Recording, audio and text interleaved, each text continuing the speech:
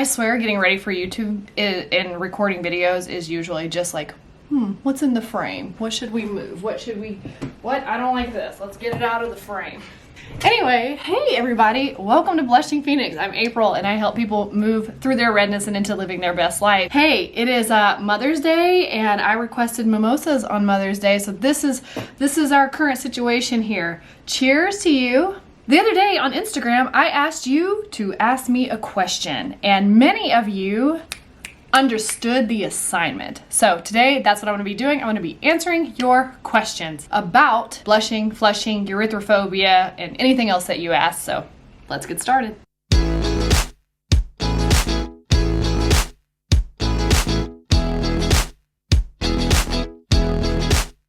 Question number 1. What do you suggest for me for blushing? I tried turmeric and propranolol, but it did not help. Listen, check out my channel. There are lots and lots and lots of videos of different things that I have tried, different things that I think work.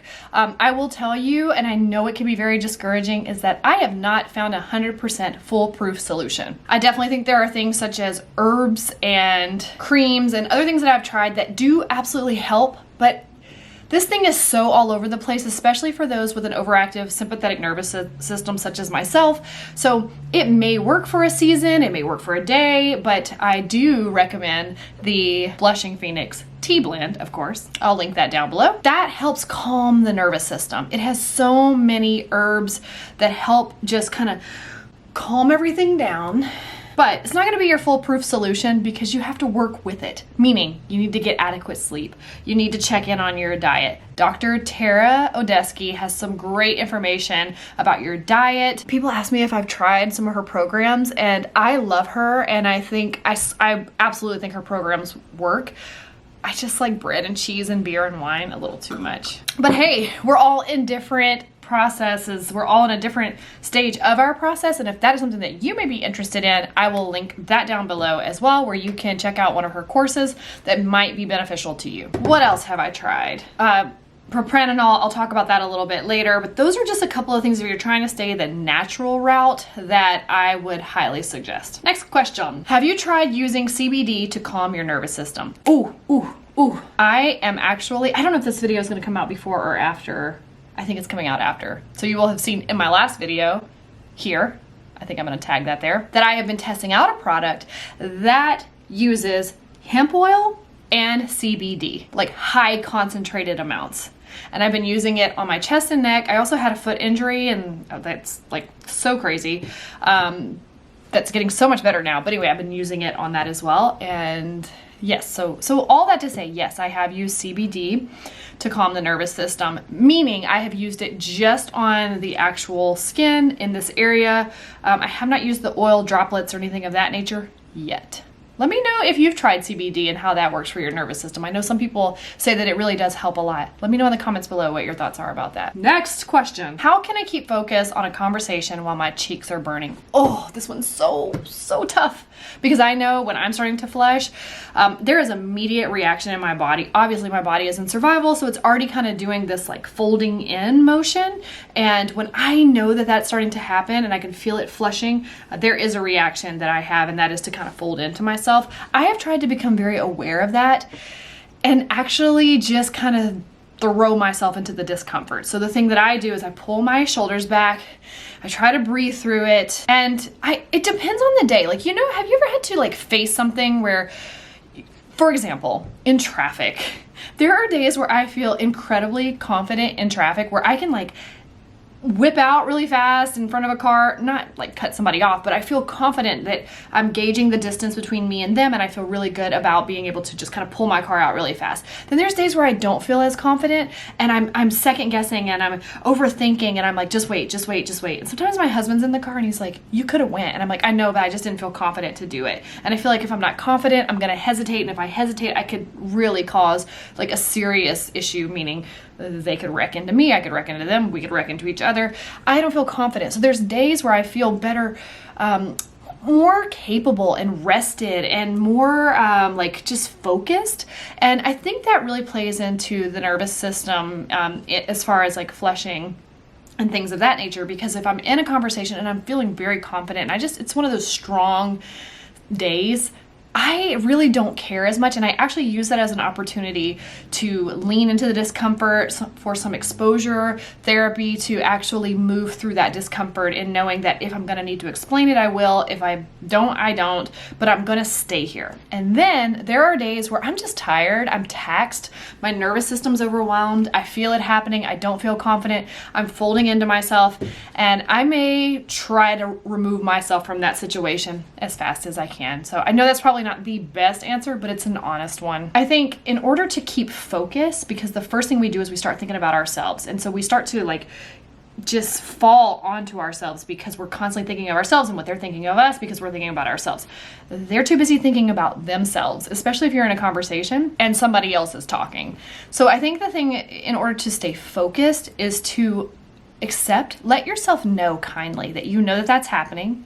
You do not see a threat in the environment, and we're gonna stay. And you're kind of gently talking to your system to let it know that we're okay here, and we're gonna be okay here. And then you just put your focus back on the person who's talking. And I think that's like anybody or anything where you want to stay present. Is sometimes you have to bring yourself back to the moment again and again and again. And that's okay. That's okay if you have to do it a million times. Eventually, you will start to retrain yourself with neuroplasticity, that your mind will take in these new ideas, this new environment, that this is a safe environment and that we're okay here, and you will be able to better focus. Next question. How do I stop feeling ugly and abnormal because of bright red skin?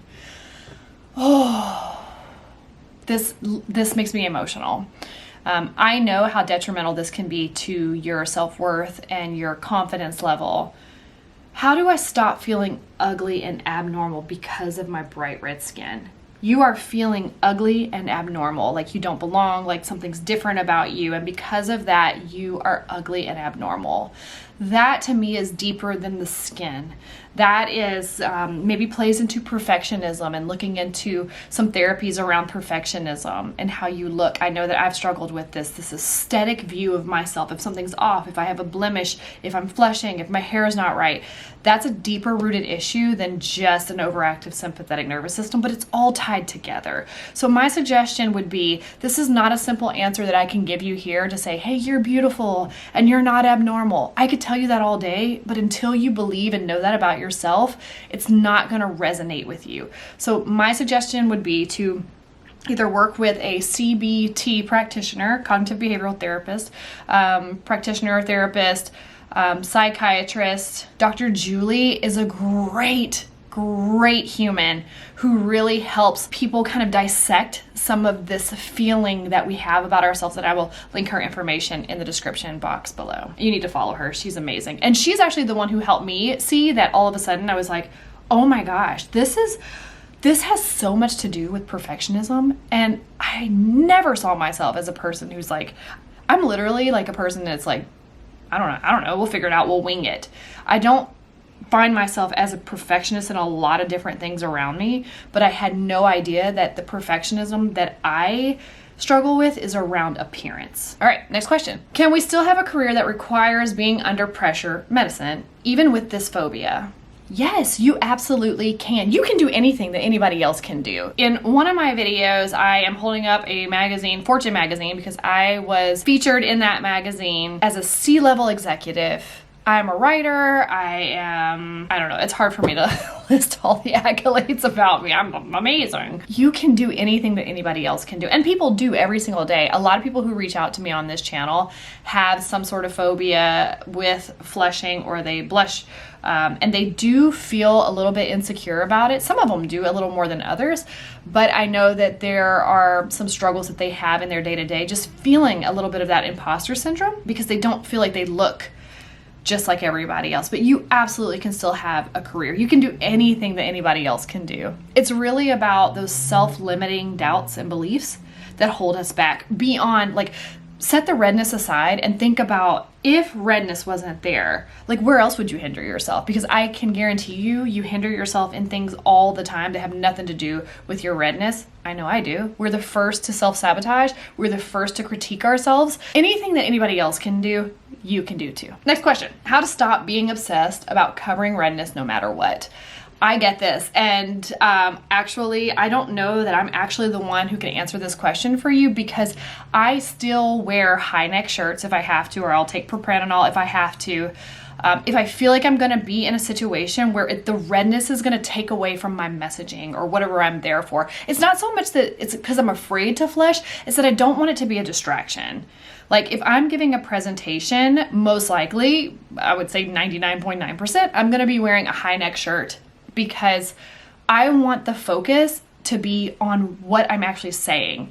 And I also don't want my mind worrying and having to fight through you're red, I wonder how red you are, because that just kind of naturally starts to happen. Over time, it does undo itself a little bit, but depending on your mood and your confidence and your sleep and your diet and all those things that day, the temperature, you know, all the things. So it's not that I'm obsessed with it anymore. It's just I know when I'm going to cover it more. And it's not so much because I don't want it to be seen, it's that I don't want it to distract. So as far as how you could stop being obsessed with it, it's all going to start in here. And again, I would go back to, you definitely want to talk to somebody, whether that be a CBT practitioner, a therapist, a psychologist, psychiatrist, somebody who can be on the outside of you, that is a safe place for you to be able to bounce these fears and these thoughts and all of the things that make you obsess over it or whatever it is. It's so much more than just the redness, you guys. It's beyond just the redness.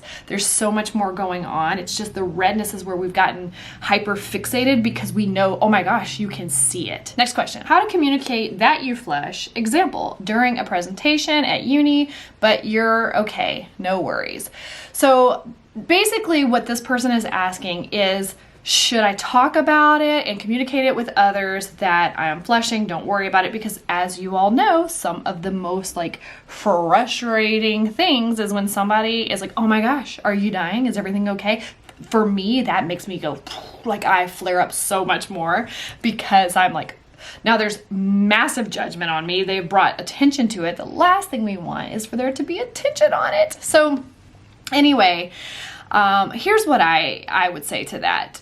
It depends. There are times, depending on the day, my mood, my confidence level, my energy level, that I may tell people, hey, I'm probably going to start flushing, and just so you know, it's just because I have an overactive sympathetic nervous system. I'm not dying. All is well.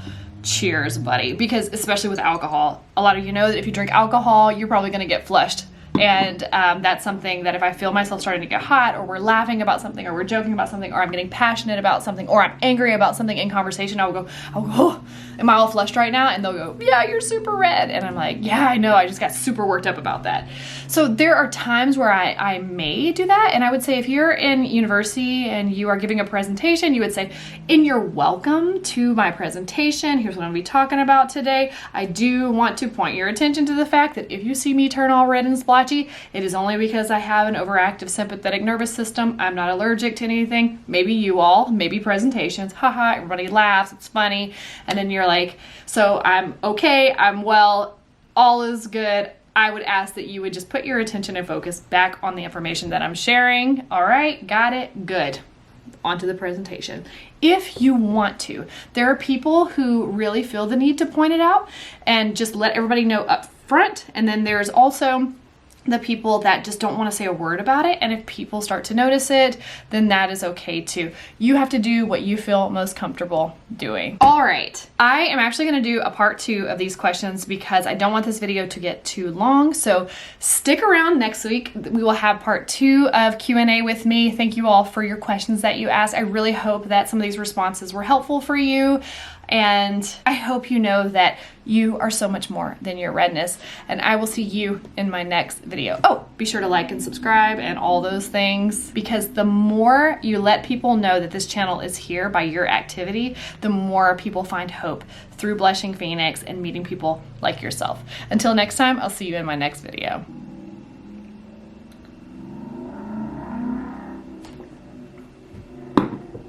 If you know, you know.